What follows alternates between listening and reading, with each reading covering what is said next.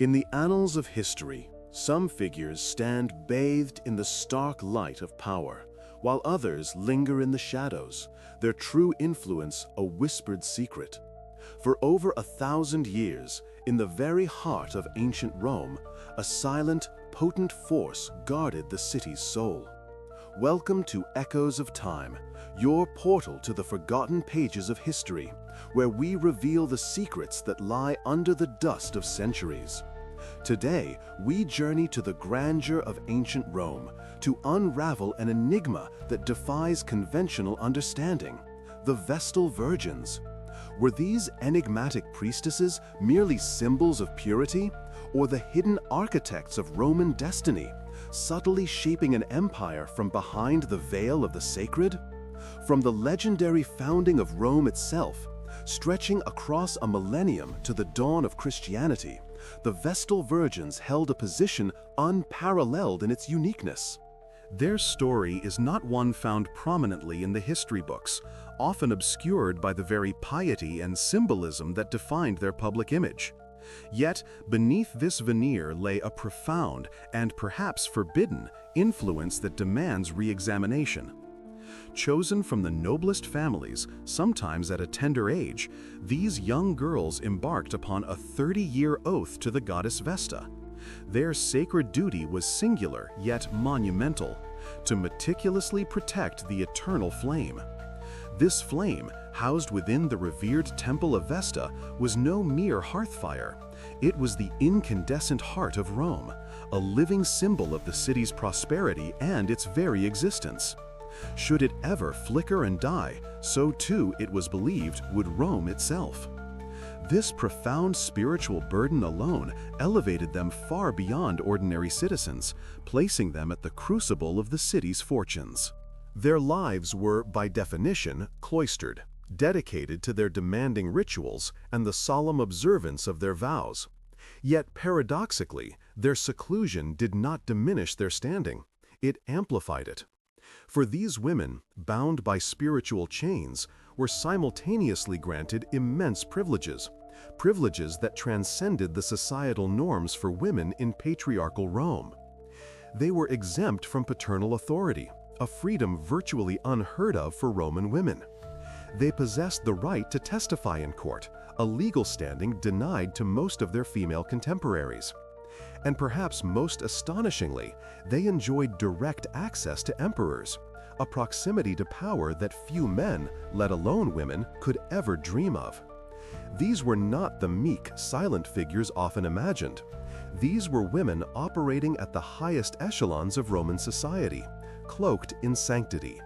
But such unparalleled privilege came with an equally chilling cost.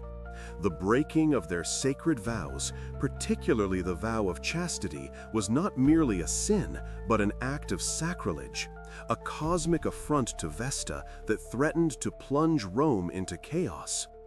The punishment was horrifying, designed to be a stark, unforgettable reminder of their profound spiritual and social importance: buried alive.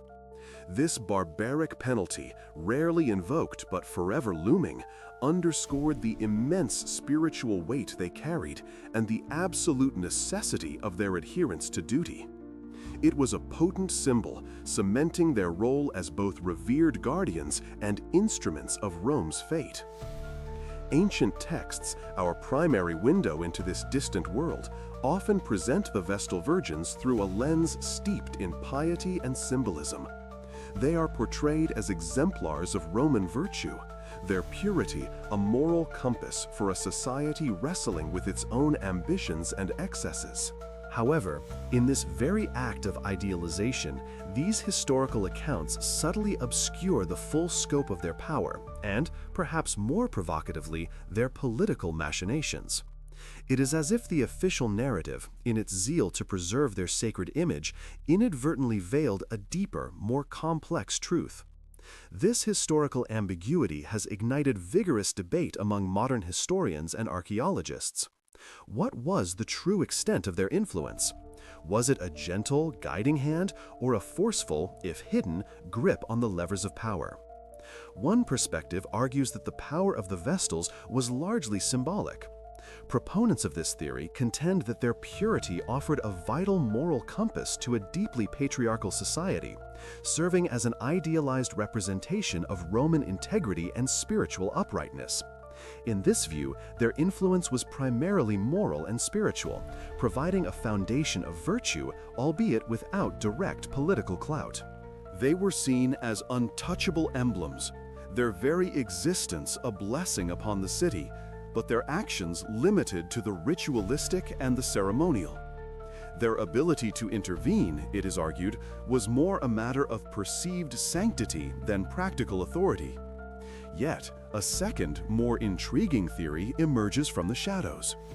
This interpretation suggests that the Vestals' unique access to Rome's most powerful figures, emperors, senators, and generals, combined with their control over crucial sacred rituals, granted them a subtle yet profound political leverage. Imagine a Vestal, her voice imbued with divine authority, whispering counsel to an emperor, or mediating conflicts between feuding factions of Rome's elite. Their sanctity would have made their word incredibly weighty, their presence undeniable. They could, it is argued, quietly shape decisions, influence appointments, and even prevent or encourage certain policies, all from a position that outwardly seemed apolitical. Their power, in this light, was not overt but insidious, a quiet force acting upon the hearts and minds of those who held conventional power. A third perspective delves into an even more tangible form of influence: economics. This theory posits that the Vestals possessed considerable economic autonomy and exercised control over significant assets within the Temple of Vesta itself. Temples in ancient Rome were not merely places of worship. They often functioned as financial institutions, holding vast endowments, land, and precious goods. If the Vestals managed these substantial assets, they would have wielded genuine financial sway. This could have impacted urban development within Rome, influenced major land deals, and even played a role in the city's trade networks. Such economic power would have offered them a direct, material means of shaping Roman society, defying the conventional constraints placed upon women of their era, allowing them to transcend gender roles in a way rarely acknowledged. Their forbidden influence in this context wasn't just spiritual or political, but also deeply entrenched in the material wealth of the empire. The central question thus remains: was their forbidden influence a direct political force, openly or subtly applied? Was it primarily a spiritual guidance, a moral authority that steered Rome's conscience? Or was it a potent and intricate blend of both, bolstered by economic might, allowing them to transcend conventional gender roles and operate in a sphere of power utterly unique for women in the ancient world? The truth, like many echoes from the past, is likely multifaceted, a tapestry woven with threads of the sacred, the political, and the economic.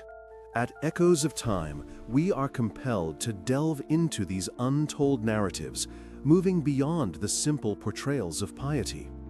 Our journey involves meticulously sifting through archaeological evidence, the unearthed remnants of their sacred precinct, the inscriptions, the artifacts, searching for clues that might betray their hidden power. We also engage in a critical reinterpretation of ancient records, reading between the lines of texts that, perhaps intentionally, presented only part of the story.